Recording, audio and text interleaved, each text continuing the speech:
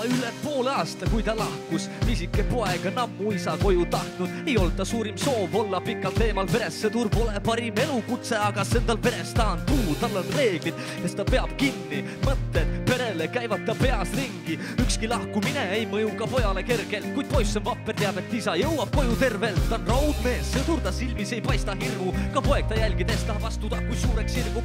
Püsse mängu sõdureid ta peast pole visanud. Ema pingutab, aga poeg vajab isa.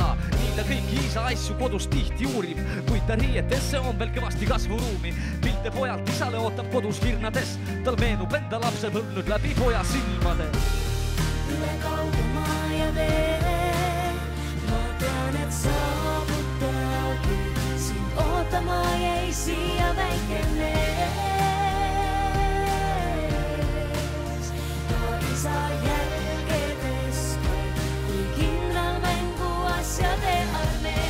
Oveo, oveo, oveo. Ta isa jälgedes, kui kindral mängu asjade armee.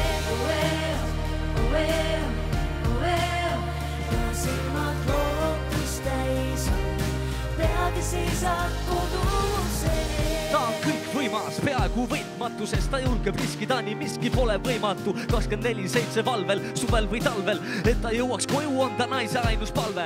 Siiani meenutab, kuidas ta sõber kõrval langes. Pea käis ringi, ta oli tal käte vahel kange. On kordi, mil ta pikali ei suutnud relva haarata. On elanud üle kõik, kas siis, kui saanud haavata. Sel hetkel perele mõeldes, ta kõike ikka talub. Tõuseb püsti valule vaatamata, seisab jalul. Kuid ta ei anna alla, täna enam muu ei loe. Ta sai eile teada, et peagi sünnib teine poeg. Loeb viimaseid päevi, peagi kohtuvad neil silmad. See annab rohkem jõudu kui miski muu siin ilmas. Ta on käinud läbi tule, kuid enam nad pole mures, sest ta missioon saab läbi ja ta koju tuleb. Üle kauge